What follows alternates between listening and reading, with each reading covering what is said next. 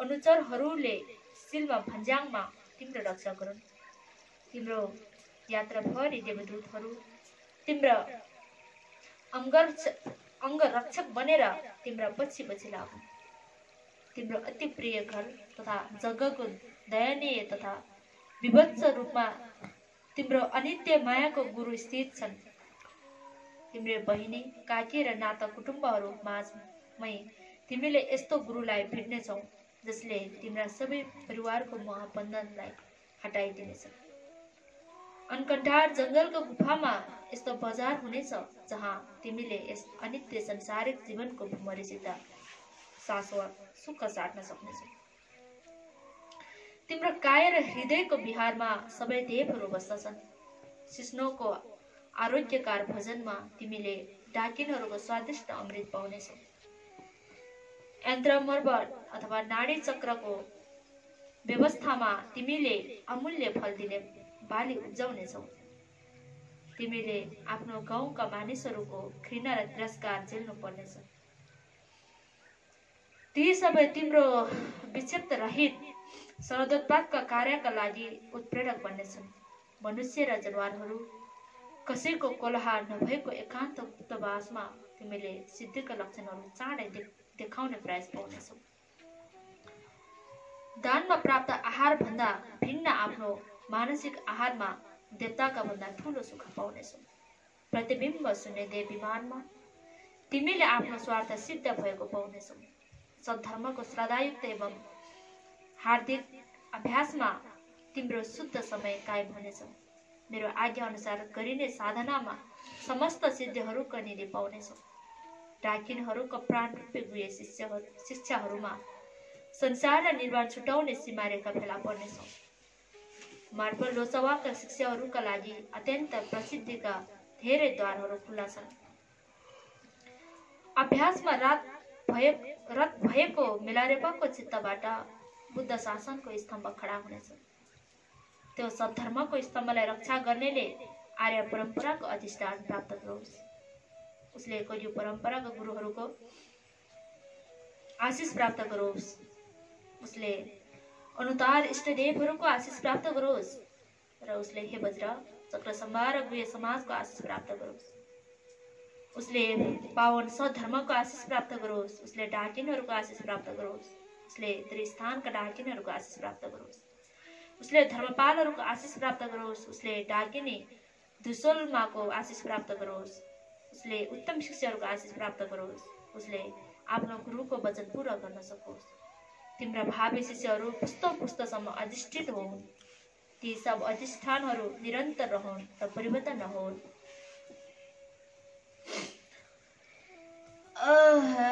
यी शब्दहरू नबिर्सिकन तिम्रो स्मृतिमा राख्नु र अभ्यास गर्नु यति भनेर गुरुले ठूलो खुसी व्यक्त गर्नुभयो।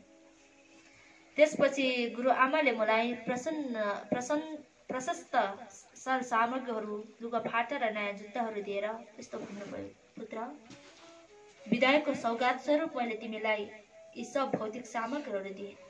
यो हाम्रो केवल सांसारिक बिछोड मात्र हो। अब यस जुनीमा आमा र पुत्रको फेरि भेट हुन सक्दैनौ, त्यसैले तिम्रो यात्रा सुखमय रहोस् भन्ने कामना गर्छु। तैपनि उर्गेन नामक खेचर क्षेत्रमा हामीले एक अर्कालाई फेरि भेट्न सकौं भनेर प्रार्थना गर्छु। तिमीलाई धार्मिक विदाय गर्न म यो गाथा गाउँदैछु, सुन। तिम्रो आमाको हृदयबाट निस्किएका ती शब्दहरूलाई कदापि नबिर्सनु। त्यसपछि उहाँले मलाई अमृत रसले भरिएको एउटा कपाला दिनुभयो र यसरी गाथा गाउनुभयो। मार्फत गुरुको चाहिँ पत्नी डाक्मेमाले चाहिँ यसरी भन्नुभयो, परम पूज्य श्री मार्फत गुरुको चरण कमलमा मेरो साधारण धन्यवाद। हे विरह र शान्ति बल सम्पन्न नम्र र अटल पुत्र, हे अति शुभ संस्कारयुक्त पुत्र, तिम्रो गुरुको सम्यक ज्ञानको यो अमृतलाई नगाउन्जेल पिएर प्रस्थान गर। मित्रहरूको पूर्ण मिलन भएसर हाम्रो पनि पावन क्षेत्रमा फेरि भेट होस्। तिम्रा आमा बुवा समानका हामीलाई नबिर्सनु। जब जब तिमीमा दुःख आइपर्छ हामीलाई सम्झेर पुकार्नु। आफ्नो हृदय पूर्ण रूपले पोषित नभएसम्म उपदेशको सेवन गरेर प्रस्थान गर्नु। ती उपदेशलाई सन्तुष्ट हुने गरी ग्रहण गर्नु र आत्मसात गर्नु। तिमीहरूको पूर्ण मिलन भएछ र हाम्रो पनि पवन क्षेत्रमा फेरि भेट होस्। तिम्रा आमा बुवालाई नबिर्सेर तिनका उपकार एवं करुणालाई स्मरण गरी आफ्नो अभ्यासमा तल्लीन हुनु। डाकिनेहरूको न्यानो श्वास तिम्रो वस्त्रको रूपमा पहिरिनु। त्यसको न्यानोपन लिएर यात्रा गर्नु। मित्रहरूको पूर्ण मिलन भएछ र हाम्रो पनि पवन क्षेत्रमा फेरि भेट होस्। असहाय सत्यहरूलाई नबिर्सेर आफ्नो चित्तलाई बुद्धिचित्तको मार्गमा स्थापित हुन दिनु। सबै सत्यहरूलाई मुक्त पार्ने चित्त उत्पाद गरेर महायान धर्मको बिडोलाई बलियोसँग थामे राख्नु। यहाँबाट गएपछि मित्रहरूको पूर्ण मिलन भएछ र हाम्रो पनि पवन क्षेत्रमा फेरि भेट होस्। हे पुत्र, म सौभाग्यवती नवरात्मा दाग्मेमा हुँ। आफ्नो भित्र हृदयदेखि यो कुरा भन्दैछु। मेरो शब्दहरूलाई आफ्नो हृदयमा बसाइराख्नु र तिमीलाई नबिर्सनु। तिम्रो आमाले तिमीलाई सम्झिराख्नेछन्। मन र चिता जस्तै आमा र पुत्रको मित्रहरूको पूर्ण मिलन भएछ र पवन क्षेत्रमा फेरि भेट होस्। मेरो प्रार्थना पूर्ण होस्। धर्मको अभ्यास गरेर तिमीले तिम्रो गुरुको ऋण तिर्न सके। यस्तो भन्दा भन्दै उहाँले धेरै आँसुको थोपाहरू झार्नुभयो र त्यहाँ उपस्थित सबै भावमा डुबेर रोए र आफ्नो दुःख अभिव्यक्त गरे। तर मेरो गुरु र गुरुआमाका चरण कमलमा नतमस्त भएर दण्डावत गरेर उहाँहरूको आशीर्वाद मागे। त्यहाँ भएको सबैले आँसुले भरिएको आँखाले मलाई चुपचाप हेरिरहे। मन नलागी मैले उहाँहरूले छोडेर जानुभयो। गुरु र गुरुआमा मेरो दृष्टिमा रहन्जेल उहाँहरूलाई हेर्दै म पछि सर्दै गए। उहाँहरू आँसुले भरिएको मुहारले उभिरहनु भएको थियो। उहाँहरू मेरो दृष्टिबाट ओझेल भइसकेपछि म कुरुकुरु आफ्नो बाटो लागेँ। अलि पर पुगेपछि मैले फेरि पछाडि फर्केर हेरेँ। मैले धमिलो पिण्ड सिवाय केही देखेन। फेरि एकपटक फर्केर जान पाए हुन्थ्यो भन्ने तीव्र रहर मेरो मनमा अनायास जाग्यो। अति पीडादायी प्रयासले मैले आफूले रोक्न सकेँ। अनि मैले यस्तो सोध्दै आफैलाई ढाडस दिए कि मैले सम्पूर्ण उपदेशहरू पाइसकेको छु। अबदेखि मैले कुकर्महरू कदापि गर्दिनँ। म बाँचुन्जेल मेरो गुरु मेरो टाउको जट्टामा बसिरहनु भएको छ भन्ने कल्पना गरी ध्यान गरिनेछु। त्यसमाथि गुरुले नै हामीलाई फेरि पावन क्षेत्रमा भेट्ने नै छौँ भनेर भन्नुभएको छ। एकचोटि गएर मलाई मेरो चित्त र शरीरलाई जन्म दिने मेरी आमालाई एकचोटि भेटौँ। त्यसपछि भने त म गुरुलाई भेट्न सकिहाल्नेछु।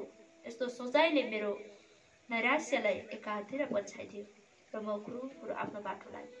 त्यसपछि म लामो मोप्पाको घरतिर आइपुगेँ। हामीले त्यहाँ हाम्रा शिक्षाहरूलाई एक आपसमा दाँचेर हेरौँ। तन्त्र व्याख्या गर्ने कलामा उहाँ म भन्दा पनि अगाडि निक्लिनुभयो।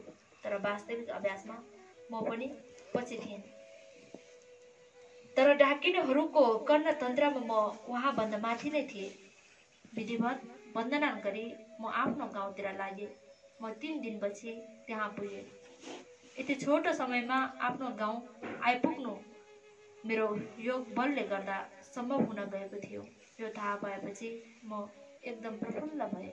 यो चाहिँ जिजुन बेलारिपाको जुन भाग 2 को 5औं अध्याय हो। अब त्यसबाट चाहिँ 6औं अध्यायमा हामी प्रवेश गर्दैछौँ र यसमा चाहिँ अब फेरि पहिला जस्तै रेछुङ्बाले चाहिँ सोध्नुभयो, हे गुरुरत्न, आफ्नो मातृभूमि पुग्दा तपाईले आमालाई जिउँदै पाउनु भयो कि सपनामा देख्नु भएको जस्तै भयो?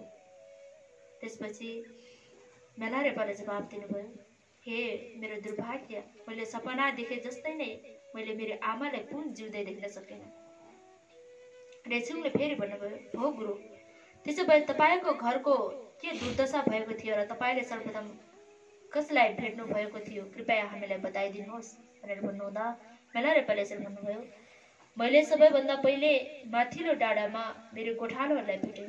त्यहाँबाट मेरो घर राम्ररी देखिन्थ्यो। केही थाहा नपाए जस्तो गरेर मैले उनीहरूलाई त्यो ठाउँ र जमिनदारको बारेमा सोधेँ। उनीहरूले सबै साँचो साँचो उत्तर दिए। अनि मेरो घरतिर ओइलाउँदै मैले सोधेँ, अनि त्यो तलको ठाउँ नि, त्यसलाई चाहिँ के भनिन्छन्? त्यसका मालिकको नाम के हो? एकजना गोठालाले उत्तर दिए, त्यो घरलाई 4 खम्बा र 8 दलिन भनिन्छन्, तर त्यहाँ अहिले भूतहरू बाहेक कोही पनि बस्दैनन्। घरका मानिसहरू सबै मरिसके कि तिनीहरू यो गाउँ नै छाडेर अन्त गइसके? मैले सोधेँ। कुनै समयमा त्यो घरको मालिक यस ठाउँकै सबैभन्दा वैभवशाली र धनी व्यक्तिहरूमा चिनिन्थे। आफ्नो एक्लो छोरालाई छोडी उसको असामयिक निधन भएछ। त्यस बेला उसको छोरो कलिलो उमेरको थियो। उसको बाबुले मूर्खतापूर्ण किसिमले जथाभावी बसे यातनामा गरिदिएको रहेछ क्यारे। त्यसपछि त्यो केटोको काका र फुपूले उसको सबै सम्पत्तिहरू हडपेर लिए। छोराले हुर्केर जवान भएपछि यसरी सुनाउँदैछ त्यो गोठालाले, सम्पत्ति लुटेको बदला लिन कालो विद्याको प्रयोग गरेर 80 वर्ष गराएर त्यस गाउँमा आतंक मचाइदियो। त्यस गाउँको बासिन्दाहरू उसका कुल देवताको डरले उसको घर खेतसम्म पुग्नु त परेछ, त्यहाँ आँखा गाड्ने आँट समेत गर्दैनन् होला नि त, मैले भने। र गोठालेले पनि यस्तो भन्दै गयो, त्यो घरमा आमाको लास परिरहेको छ, त्यही उसको चित्त सन्तति अल्झिरहेको छ भन्छन्। छोराकी बहिनीले पनि आफ्नै आमाको लास छाडी अन्तै कतै हिँडिछिन्। कता गइन् केही अत्तपत्ता लाग्न सकेको छैनन्। छोरा पनि मर्यो कि बाँच्यो केही खबर छैनन्। त्यस घरभित्र एउटा पवित्र ग्रन्थ छ भन्छन्। हे योगी, तपाईँमा आँट छ भने आफै हेर्न जानुहोस् त्यहाँ। अनि त्यो घटना भएको कति समय भयो त भनेर यसरी सोद्धाखेरि, खोइ आमाको मृत्यु त 8 वर्ष पहिले भएको थियो अरे। जिजुन मेलारेपाको घरको कुरा छ है यो। जिजुन मेलारेपा घरबाट धेरै टाढा भएपछि धेरै समयपछि चाहिँ फर्किनु हुँदाखेरिको जुन समयमा गोठालाहरूसँग भइरहेको कुराकानी हो। त्यो कालो विद्या र असिनाले त अब केवल कट्टु सम्झना सिवाय केही रहेनन्। मैले पनि यी सबै कुरा अरूहरूबाट सुनेको भनेर चाहिँ गोठालाहरूले भने। यसरी गाउँलेहरू साँच्चीकै मेरो कुल देवतादेखि डराउँदा रहेछन्। तिनीहरूले मलाई हानि गर्ने आँट गर्दैनन् भन्ने विचार मेरो विचार थियो। तर मेरी आमाको मृत्यु र केही बहिनी अल्पत्र भएको खबर सुन्दा मेरो चित्त असहाय दुःख र वेदनाले भरियो। म हृदय सुरेस्त नभएसम्म लुकेर बसेँ। जब साँझ छिपिँदै अँध्यारो हुन थाल्यो तब मेरो पालो गाउँभित्र सुटुक्क बसे। अहो, साँच्चीकै सपनामा देखे जस्तै नै भइसकेको रहेछ। मेरो खेतमा झारै झार उम्रिरहेको थियो। जिजुन मेलारेपा भन्दै हुनुहुन्छ, म बिस्तारै मन्दिर जस्तै गरी निर्माण गरिएको आफ्नो घरभित्र पुगेँ। जताततै धुलै धुलै थिए। पवित्र ग्रन्थमा वर्षाको पानी चुहिएर भिजेर जीर्ण अवस्थामा पुगिराखेको थियो। क्षतिग्रस्त दलिनबाट खसेको धुलाका बाक्ला तहहरूले ती सबै किताबहरूलाई ढाकेका थिए। किताब भएको पवित्र ठाउँमा त चराहरूले, घुँड र मुसाहरूले आफ्नो सुत्ने ठाउँ बनाइराखेका थिए। मेरा आँखा जहाँ जहाँ परे त्यहाँ त्यहाँ क्षेत्र ठुलो सिवाय मैले केही देख्न सकेन। यो सब देखेर म एकछिन त्यसै घोरिएर बसेँ। ममा हृदय विदारक वेदना उत्पन्न भइराखेको थियो। हातले छाम्दै म मुख्य कोठाभित्र पसेँ। त्यहाँ माटो, धुलो र चुत्र कपडाहरूको थुप्रो थियो। त्यो माटोको डिस्कोमा झारपात र घाँसहरू उम्रिराखेका थिए। त्यो डिस्कोलाई यसो हातले छामेर हेरेको त त्यो मान्छेका हाडहरूका थुप्रो पो रहेछन्। यो हाडहरूको थुप्रो कतै मेरै आमाको त होइनन् भन्ने तीखो र कहाली लाग्दो आभासले मेरो मनमा चस्स खोज्यो। र त्यो बेला छाँगाबाट खसे चाहिँ ठुलो खपि नसक्नु व्याथाले म झन्डै मुर्छा परेँ। त्यसपछि तुरुन्तै मैले गुरुको उपदेशहरूलाई सम्झेँ। आफ्नो विज्ञानलाई मेरी आमाको विज्ञानसित तदान्वित गरी कयौं परम्पराका गुरुहरूको चित्तसँग मिलाएर आमाका अस्थिहरूमाथि बसेर कायावाका चित्तमा अलिकति पनि विक्षिप्त नलाइकन म प्रवासनमा समाधिस्थ भएँ। ध्यान गर्दा गर्दै मैले मेरो पिता र मातालाई जन्म र मृत्युको कुचक्रबाट बचाउन सकिँदो रहेछ भन्ने कुरा थाहा पाएँ। 7 दिनपछि म समाधिबाट भिम्चे। मैले विचार गर्न थाले, सम्पूर्ण भव संसार सारहीन निर्थक छ। अब म मेरी आमाका यी अस्थिहरूबाट छाछा बनाउन लगाउनेछु र त्यो बनाए बापत यी महारत्नकुट सूत्रका किताबहरू भुक्तानी स्वरूप दिनेछु। त्यसपछि म सेतो घोडा दाँते पहरा व ढाकर गुफामा गएर दिनरात साधनामा समर्पित गरेर आफ्नो बाँकी जीवन बिताउनेछु। यदि मेरो सोचाइ अलिकति पनि अष्टलोक धर्मतिर फर्क्यो भने म आफैले हत्या गरिदिनेछु। मेरो भित्र हृदयदेखि बारम्बार त्यो भयङ्कर प्रतिज्ञा गरे। मैले मेरी आमाका अस्थि र किताबहरू सबै बटुलेर उचित वन्दना गरी तिनका लागेको ठुलो र चराचुरुङ्गीका विष्ट पुछिदिए। किताबहरू त वर्षको पानीले त्यति बिग्रिएका थिएनन्, अझै पढ्न सकिने अवस्थामै थिए। किताबहरू मैले पिठुमा बोके र मेरी आमाका अस्थिहरू अगाडि लुगाको पाल्टोमा पोको पारे। त्यस बेला मेरो मन संसारको निर्थकको गहिरो आभासले भरिएको थियो। असीम र अति कठोर दुःखले छटविच्छेद भए मैले आफैले धर्मको सारभूत मर्मप्रति आबद्ध तुल्याएर पारेर यो सारयुक्त धर्म गर्ने प्रतिज्ञा नामक गाथा गाए। हे परम पूज्य कारुण्य अक्षेप्य स्वरूप गुरु मर्मलोचवा, तपाईले गर्नुभएको भविष्यवाणी अनुसार नै मैले मेरा यस प्रेतको वन्दनागार रूपी घरमा अनित्य माया रूपी गुरुलाई भेटे। गुरुबाट प्रदत्त त्यो सत्योपदेशलाई ग्रहण गर्ने आशिष मलाई दिनुहोस्। संसारका सबै धर्म अनित्य र निरन्तर रूपले परिवर्तनशील छन्। विशेष गरी यो संसार सारहीन र मूल्यहीन छ। निर्थक कार्यहरूमा अल्झिरहनुको साटो मैले आफैले धर्मको सारभूत प्रयोजनप्रति समर्पित गरिदिनै पर्छ। जब मेरा पिता जिउँदो हुनुहुन्थ्यो त्यस बेला उहाँको छोरा अर्थात् म थिएन। जब म हुर्केर जवान भए मेरो पिता रहनु भएन। दुवैको भेट भएको भए पनि के नै सार भयो त। म सारयुक्त सद्धर्मको अभ्यास गर्नेछु। म सेतो घोडा दाँते पहरामा ध्यान गर्न जानेछु। अब मेरी बहिनी थिइन्, उसको भाइ थिएन। उहिले उसको भाइ फर्केर आयो तर ऊ चाहिँ अल्पत्र भई। दुवैको भेट भएको भए पनि के सार नै भयो त। म सारयुक्त सद्धर्मको अभ्यास गर्नेछु। म सेतो घोडा दाँते पहरामा ध्यान गर्न जानेछु। जब पवित्र ग्रन्थहरू थिए मानिसहरूमा तीप्रति कुनै श्रद्धै थिएनन्। जब म तिनलाई श्रद्धा गर्छु तर ती सबै वर्षातले क्षतिग्रस्त भइसके। दुईटै कुरा मिलेको भए पनि के नै सार भयो त। म सारयुक्त सद्धर्मको अभ्यास गर्नेछु। म सेतो घोडा दाँते पहरामा ध्यान गर्न जानेछु। जब घर थियो त्यसको मालिक थिएनन्। जब मालिक फर्किसकेको छ तर घर भत्केर क्षतिग्रस्त भइसक्यो। दुईटै कुरा मिलेकै भए पनि के नै सार भयो त। मैले सारयुक्त सद्धर्मको अभ्यास गर्नेछु। म सेतो घोडा दाँते पहरामा ध्यान गर्न जानेछु। जब उब्जनीशील जग्गा थियो त्यसको स्वामी थिएनन्। जब स्वामी फर्किसकेको छ तर त्यो जग्गा छारै उम्रेर बिग्रेको छ। दुईटै कुरा मिलेकै भए पनि के नै सार भयो त। मैले सारयुक्त सद्धर्मको अभ्यास गर्नेछु। म सेतो घोडा दाँते पहरामा ध्यान गर्न जानेछु। यो घर, मातृभूमि र जग्गाहरू त केवल सारहीन निस्वभाव धर्महरू मात्र रहेछन्।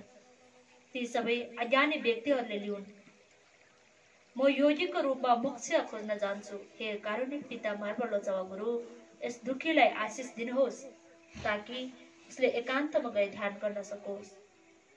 यसरी चाहिँ जेजुन मेलारेपाले एउटा गीत गाउनुभयो र उहाँले चाहिँ एउटा गहिरो दुःख चाहिँ यो गीत मार्फत चाहिँ व्यक्त गर्नुभयो। त्यसपछि जेजुन मेलारे भन्दै हुनुहुन्छ, म धेरै वर्ष पहिले मलाई पढ्न लेख्न सिकाउने गुरुको घरमा गएँ। तर उहाँको त मृत्यु भइसकेको रहेछ। तसर्थ उहाँको छोरालाई मेरो आमाका यी हाडहरूबाट छाचा अथवा अस्थिर स्तूप बनाइदेऊ, म तिमीलाई यो ग्रन्थको अरू भाग पनि दिउँला भन्दै महारत्नकूट ग्रन्थको प्रथम भाग टक्राइदिए। उसले जवाब दिए, त्यो किताबमा पक्कै पनि तपाईँको कुल देवताको बास होला, त्यसैले म त्यो लिन्न, तर म तपाईँलाई छाछा अस्ति स्तूप चाहिँ बनाइदिउँला। अनि भेलारेपाले यसो भन्नुभयो, डराउनु पर्दैन, यसलाई मैले मेरो कुल देवताले छुँदैनन्, मैले सम्झाएँ। त्यसो भए ठिकै छ, उसले भन्यो। त्यसपछि मेरो मद्दतले उसले मेरी आमाका हातबाट छाछा निर्माण गर्यो। अस्थिरहरूलाई हामीले प्राण प्रतिष्ठा गरेर स्तूप बनाई त्यसको गर्भमा राखिदियौँ। तत्पश्चात म जानको लागि तयार भएँ। मेरो शिक्षकको छोराले भन्यो, यहाँ केही दिन बस्नुहोस्, दुःख सुखका कुरा पनि गरौँला, म तपाईँका आवश्यकता पनि टारिदिनेछु। र मैले जवाब दिएँ, मसँग कुरा गर्ने समय छैन, म त साधनाका लागि आतुर छु। त्यसो भए आज राति यही बस्नुहोस् भनेर फेरि भन्यो। भोलि तपाईँ जाने बेला म आवश्यक सामग्रीहरूको बन्दोबस्त गरिदिउँला भनेर भन्दाखेरि भेलारेपाले यसो भन्नुभयो। त्यसपछि उहाँ चाहिँ बस्नको लागि राजी भए र उहाँले यसो भन्नुभयो, युवा अवस्थामा तपाईँले कालो विद्या मार्फत आफ्ना शत्रुहरूलाई सखा पार्नुभयो। अहिले जीवनको सङ्घारमा आएर तपाईँले धर्म अँगाल्नुभयो। यो साँच्चीको अद्भुत सराहनीय कुरा हो। कुनै दिन तपाईँ एक सिद्ध बन्नुहुनेछ। तपाईँले को गुरुबाट उपदेश पाउनु भएको, ती उपदेशहरू के हुन्? उसले मसँग विस्तृत प्रश्नहरू सोध्यो। त्यसपछि भेलारेपाले भन्नुभयो, मैले महासन्धिको उपदेशहरू कसरी प्राप्त गरेँ, विशेष रूपले कसरी आफ्नो गुरु मार्फतलाई भेट्ने सौभाग्य पाएँ इत्यादि सबै बताइदिए। अहो, अति आश्चर्य! यदि यस्तो हो भने तपाईँ आफ्नो घर मर्मत गरेर जेसीसित विवाह गरी आफ्नो गुरुको पाइला अनुसार चल्नु भए पनि हुन्थ्यो नि। त्यसपछि मैले जवाब दिएँ। भेलारेपाले जवाब दिनुभयो, मेरो गुरुले सत्वहरूको हितको लागि मात्र धर्मपत्नी स्वीकार गर्नुभएको थियो, तर उहाँले गर्नुभयो जस्तो गर्न ममा न अध्याशय छ त न त सामर्थ्य नै छ। यदि त्यस्तो गरियो भने खरायोले सिंहको नक्कल गरे सराहा मात्र हुन्छ। त्यो खरायो त ठुलो खाडलमा खसेर पक्कै पनि मर्नेछन्। त्यसो त म संसारदेखि एकदम विरक्त छु र म केवल मेरो गुरुको आदेश पालना गरी साधनामा समर्पित हुन चाहन्छु, अरू केही चाहन्न। मैले एकान्त र निर्जन गुफामा ध्यान गरेर बाँकी जीवन बिताउने भन्ने उहाँको आदेश छ, तसर्थ म उहाँले देखाउनु भएको मार्ग अनुसार चल्नेछु। केवल साधनाले मात्र म उहाँको आशा पूर्ण गर्न सक्छु। एवं म धर्मको बिडो थामेर सारा सत्यलाई उद्धार गर्नेछु र मेरो आमा बुवाको पनि उद्धार गर्नेछु। अन्ततः मेरो आफ्नै लक्ष्य प्राप्त गर्नेछु। साधना गर्ने बाहेक मलाई अरू केही थाहा छैनन्। ममा अरू कुनै विचार छैनन्। मेरा माता पिताले जोडेका घर सम्पत्तिहरू यसरी नष्ट भएको देख्दा मेरो मनमा यस संसारिक गतिविधिप्रतिको ठुलो वितृष्णा र आफ्नो सम्पूर्ण जीवन साधनामा बिताउने ठुलो इच्छा झन्झन बढ्न थाल्यो। अब त त्यो इच्छा मेरो छातीभित्र प्रचण्ड ज्वाला भई तन्किराखेको छ। मेरो जस्तो दुःख नभोगेका, मरण र दुर्गतिका भए बारे नसोच्ने प्राणीहरूले यो जीवनको क्षणिक सुख नै सब थोक ठान्छन्। तर मलाई भने यो प्रत्ययहरूले नै भोग, लुगाफाटा र ख्याति सब थोक त्यागेर कठोर साधना गर्नतिर अग्रसर तुल्याएका छन्। मेरा आँखाबाट आँसुको धारा बगिरहेका थिए र म रुन्चे स्वरमा मैले यो गीत सुनाइदिएँ। जुन भेलारेपाले यस्तो गीत सुनाउँदै हुनुहुन्छ, जुन गुरुको छोरालाई पहिला कख पढाउने जुन गुरु रहेछ, पहिलाको प्रथम गुरु र त्यहीबाट चाहिँ त्यस उहाँको छोरालाई यसरी सुनाउनु भएको छ। हे आर्य गुरुमर्फ, म तपाईँको चरण कमलमा साष्टाङ्ग दण्डवत गर्छु। तपाईँको कृपाले यो साधकले सबै संसारिक आसक्तिबाट छुटकारा पाओस्। अहो अहो, दुःखले भरिएको यो संसार, जब म संसारिक कुराहरूमा लिप्त प्राणीहरूको विचार गर्छु, मेरो दुःख छन छन बढेर आउँछ। संसारिक मोहमा मस्त हुनु दुःखको जरालाई मजबुत पार्नु हो। निरन्तरता रूपले चक्रको भुमरीमा चक्कर काट्दै भौतारिँदै प्राणीहरू संसारको गहिरो खाडलमा फ्याँकिन्छन्। आफ्नै कर्मको कारणले त्यो दुःख र व्यथाको भुमरीमा फसेका विचार प्राणीहरूले के नै गर्न सक्छन्। धर्म नै सहारा हो सबैको। अहो हे आर्य वज्रधार अक्षव्य स्वरूप गुरु, यस साधकलाई एकान्त गुफामा जीवन बिताउने आशिष दिनुहोस्। मायाको यस अनित्य नगरीमा लामो समयसम्म भौतारी राखेका यात्रीहरूले धेरै दुःख भोगिसके। गुङथाङको अनौठो भूमिमा मेरा भेडाका बथान र तिनीहरू चढ्ने क्षेत्र आज सबै पापीहरूको शिखर भइसके। यो पनि अनित्य मायाको एउटा उपमा हो, जसले मलाई साधना गर्नतिर प्रोत्साहित गर्छ। मेरो राम्रा निर्मित भवन काशी दुन्जुत अथवा चार खम्बा आठ दलिन अहिले सिंहको माथिल्लो बङ्गरा जस्तो भएको छ। चार कुनाहरू, चार पर्खालहरू र छाना भएको मेरो घर अहिले गधाको चर्केको कान जस्तै देखिन थालेको छन्। यो पनि अनित्य मायाको एउटा उपमा हो, जसले मलाई साधना गर्नतिर प्रोत्साहित गर्छ। मेरो राम्रो जग्गा होरमाङसुम अथवा उर्वरा त्रिकोणमा आज जताततै झारे झार उम्रेर बेवारिसी अवस्थामा छ। मेरा भानिज तथा नजिकका कुटुम्बहरू सबै हामीसित लडाई लडेर आज मेरा शत्रु बनेका छन्। यो पनि अनित्य मायाको एउटा उपमा हो, जसले मलाई साधना गर्नतिर प्रोत्साहित गर्छ। आज मेरा भद्रपिता मेला प्रजाध्वज जीवित हुनुहुन्न। उहाँको कुनै अवशेष पनि छैन। मेरी आमा श्वेतरत्न न्याङ्की सन्तति पनि अहिले टुटे फुटेका अस्ति पञ्जर बाहेक केही हुनुहुन्न। यो पनि अनित्य मायाको एउटा उपमा हो, जसले मलाई साधना गर्नतिर प्रोत्साहित गर्छ। हाम्रो कुल गुरु कोन्चोक लबुम आज अर्काको दास भई काम गरिरहेका छन्। पवित्र ग्रन्थहरू, महारत्नकृत ग्रन्थ अहिले मुसा र छुचुन्द्रहरूद्वारा घर बनिसकेका छन्। यो पनि अनित्य मायाको एउटा उपमा हो, जसले मलाई साधना गर्नतिर प्रोत्साहित गर्छ। मेरो मामा युङ्गेल आज मेरा शत्रुहरूको माझमा बस्छन्। मेरा बहिनी बेटा गुङ्कित अहिले बेपत्ता भएर भौतारी रहेकी छे। यो पनि अनित्य मायाको एउटा उपमा हो, जसले मलाई साधना गर्नतिर प्रोत्साहित गर्छ। हे परमपूज्य गुरु, कारुणिक अजोग्य स्वरूप गुरु, यस दिनलाई आशिष दिनुहोस् ताकि उसले एकान्त गुफामा गएर ध्यान गर्न सकोस्। दुःख र व्याथाले पीडित भएर मैले यस्तो किसिमको गाथा गाएँ। यो सुन्ने बित्तिकै मेरो शिक्षकको छोरो चकित भएर करायो, अबु कस्तो आश्चर्य, कस्तो दुःख, त्यही पनि कस्तो कटु सत्य। अनि उसले लामो सुस्केर हाल्यो। आफ्नै पत्नी पनि थाम्नै नसक्ने गरी रोइरहेकी थिए। मेरो ठाउँ ध्वस्त भएको मैले देखेँ। यसले गर्दा झन्झन साधनामा समर्पित गर्ने मेरो अदम्य सङ्कल्प सुदृढ र अटल हुँदै गयो। मैले यो इच्छालाई मेरो हृदयको गहिराइमै पुर्याएकोले अनवरत रूपले साधना गर्नमा मलाई पछुतो हुनुपर्ने कुनै कारणै थिएन भनेर यो जुन मेरा नेपालीले सुनाउनु भएको अध्याय 6 पनि सकियो। र आजलाई चाहिँ